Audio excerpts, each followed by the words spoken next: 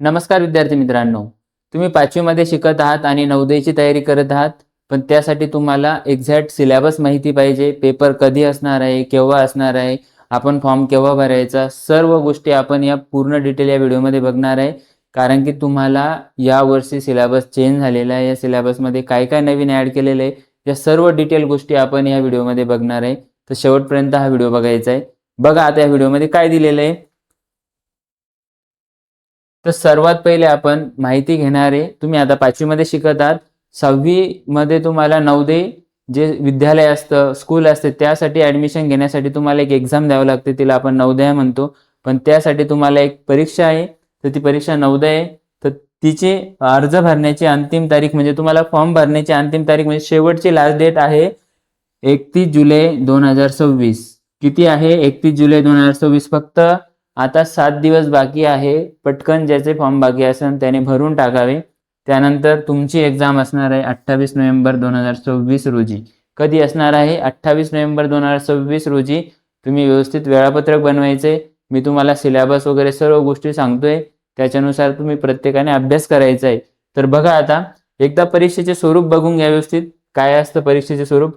तुम्हाला एकूण 80 प्रश्न त्या परीक्षेमध्ये विचारले जाणार आहे. किती प्रश्न विचारले जाणार आहे? 80 प्रश्न विचारले जाणार आहे. आणि 80 प्रश्न 100 गुण असणार आहे त्यासाठी. कारण की एका प्रश्नाला 1.25 म्हणजे 1.25 गुण असतात. मग त्यामुळे ते किती होतात? 80 क्वेश्चनला 100 गुण ते आपल्याला मिळतात. तर त्यासाठी बघा पहिले 20 प्रश्न आपल्याला मानसिक क्षमता चाचणीवर विचारले जातात. म्हणजे आपण याला म्हणतो बुद्धिमत्ता. त्याच्यात आकृत्या वगैरे असतात बघा. तर त्याच्यावर किती प्रश्न असणार आहे? तर 20 प्रश्न असणार आहे. आणि सर्वात महत्त्वाचा मुद्दा म्हणजे यावर तुम्ही तुमचा प्रवेश त्या नवोदय विद्यालयामध्ये होणार की नाही होणार, तर हे ठरवणारा विषय म्हणजे तुमचा आता असणार आहे परिसर अभ्यास. कारण की परिसर अभ्यास या वर्षीपासून नवीन त्यामध्ये त्या अभ्यासक्रमामध्ये ॲड केलेला आहे आणि त्याचे जवळपास तुम्हाला 20 प्रश्न असणार आहे. मग त्या परिसर अभ्यासमध्ये काय काय असणार आहे आपण ते पुढे बघू. शेवटपर्यंत हा व्हिडिओ बघायचा आहे. गणित, मॅथमध्ये जवळपास तुमचे 20 क्वेश्चन असणार आहे. त्यानंतर भाषा मराठीचे 20 क्वेश्चन असणार आहे. बघा एकूण तुमचे असणार आहे 80 क्वेश्चन. त्यापैकी आपले कळाले तुम्हाला 80 क्वेश्चन कसे कसे असणार आहे. बुद्धिमत्ताचे 20, परिसर अभ्यास म्हणजे EVSचे 20, गणितचे किती असणार आहे 20, त्यानंतर मराठी भाषेचे 20 असणार आहे. मग यामध्ये आता बघा सेपरेट आपण बघू अभ्यासक्रम कसा असणार आहे. मानसिक क्षमता म्हणजे त्यामध्ये आपण काय असतं बघा, वेगवेगळ्या आकृत्या असतात.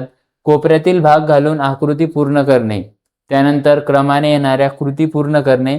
प्रत्येकावर काय काय असणार आहे? 4-4 प्रश्न असणार आहे.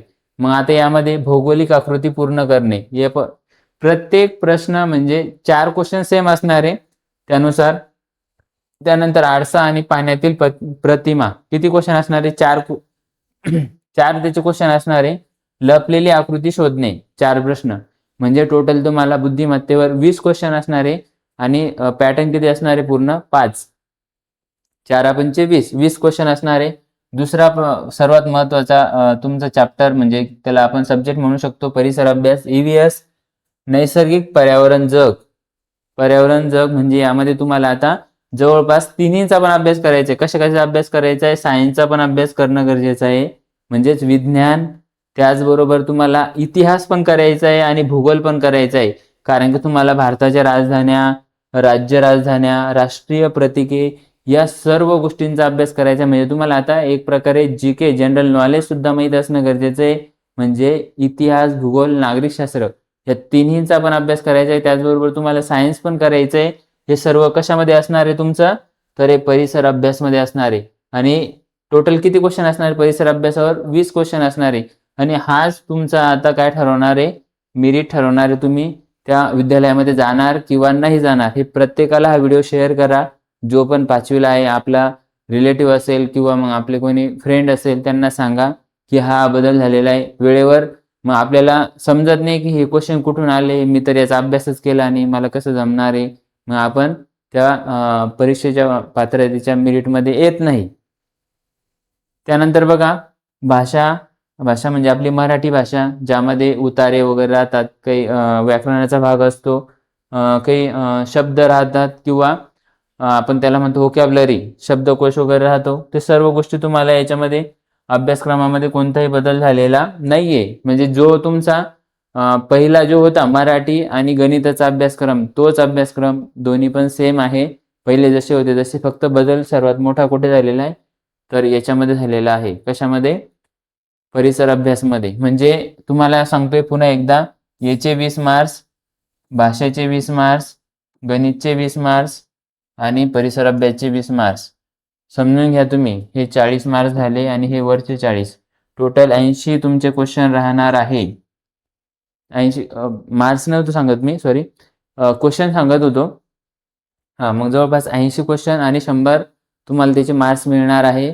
जेणेकरून तुम्ही सर्व गोष्टी यामध्ये डिटेल माहीत असल्यामुळे मग आपण व्यवस्थित प्लॅनिंग करून प्रत्येक सब्जेक्टला 1 तास, 1.5 तास, 2 तास जेवढं शक्य होईल तेवढा वेळ द्या आणि त्यानुसार आपला काय करायचं आहे, फोकस अभ्यासावर ठेवायचा आहे.